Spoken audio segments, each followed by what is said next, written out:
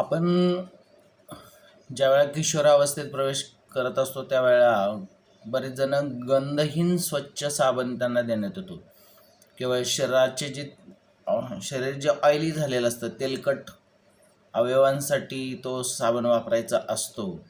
आणि डोळे, मान, गळा ह्यांना हा चुकूनही वापरायचा नसतो. कारण ऑइली जर असेल स्किन तर त्याच्यासाठी म्हणून वेगळा साबण वापरला जातो. तेलकट जी घाण असते ही तेल, तूप आणि पाणी यांनीच नष्ट करता येते. काही वर्षानंतर आपल्याला बघा उन्हाळ्यासाठी चंदनाचा साबण वापरण्याचा सल्ला दिला जातो. हिवाळ्यामध्ये ऑलिव्ह ऑइलचा साबण वापरण्याचा सल्ला दिला जातो. साबणाच्या वड्या हात धुण्याच्या जागेपासून वेगळ्या जागी ठेवण्यात येतात. आंघोळीसाठी वापरल्या जाणाऱ्या ज्या वस्तू आहेत, मग काही द्रवरूप साबण आहेत बघा, लिक्विड सोप आपण म्हणतो, आंघोळीसाठी आपण वापरला जातो, पण त्यामध्ये सोडियम लॉरियल सल्फेट अशी काही रसायनं वापरलेली असतात. त्यामुळे लिक्विड सोपसुद्धा काही वेळेला हानिकारक ठरतात, त्वचेसाठी त्रासदायक सुद्धा होत असतात. आपल्याला स्वयंपाकघरात जाऊन पटकन काही गोष्टी मिळू शकतात, जसं हळद आहे, लिंबू आहे, दही आहे. हे जर एकत्र करून आपण लावलं, 5 मिनटं जर लावून ठेवलं चेहऱ्याला, जर तारुण्य पिटिका ज्या येत असतात, पुरळ येत असतात चेहऱ्यावरचे, ते जाऊ शकतात. रात्री झोपताना चंदनाचा लेप लावून जर झोपलो तर त्याचाही फायदा होतो.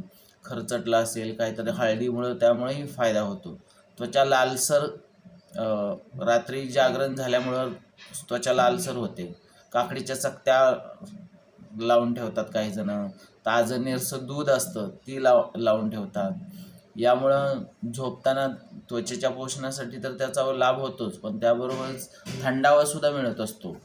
या गोष्टी आपण ज्यावेळेला तारुण्य पिटिका येतात तेव्हा हळद, लिंबू, दही, रात्री झोपणारा चंदनलेप आणि उष्णतेनं किंवा थकव्यानं, शारीरिक किंवा मानसिक म्हणजे त्वचेला जखमा झाल्या असतील, लाल झाले असेल तर काकडीच्या चकत्या किंवा त्याचा किस करून लावला जातो, किंवा निरशा दुधाचा लेप झोपताना लावून ठेवला जातो.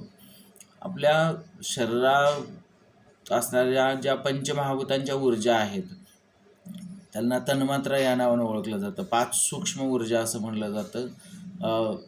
या पंचमहाभूतांशी आंतरक्रिया करण्यासाठी ज्यावेळेला पहाटे प्रथम आपण हात धुतो, पंचेंद्रियांची स्वच्छता करण्यासाठी जाग आल्यानंतर लगेच काय करावं तर थंड पाण्यानं आपला चेहरा स्वच्छ धुवावा. शरीरात रात्रीच्या वेळी घाम, धूळ, तेलकटपणा साचलेला असतो आपल्या चेहऱ्यावर, म्हणून आयुर्वेदाने सांगितलं की साबण किंवा तत्सम क्लीनर्स वापरतात.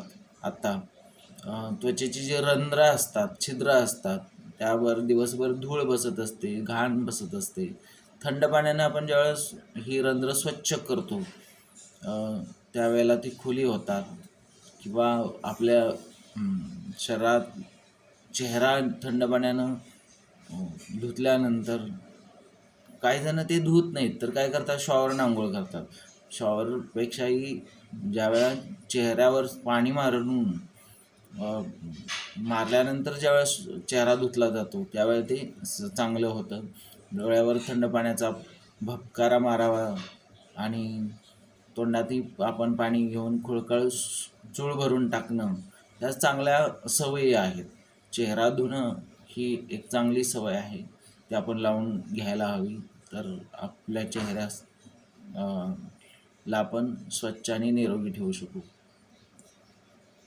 आजचा हा व्हिडिओ कसा वाटला लाईक करा, शेअर करा, सबस्क्राईब करा आणि नवनवीन व्हिडिओ तुम्ही या चॅनलवर मिळवत राहा. एज्युकेशन एनर्जी महेश लोकांनी चॅनल जास्तीत जास्त लोकांपर्यंत पोहोचवा आणि जे आरोग्यसंबंधी आणि आपल्या योगासंबंधीची माहिती आहे ती तुम्हाला या चॅनलवर मिळत राहणार आहे. धन्यवाद.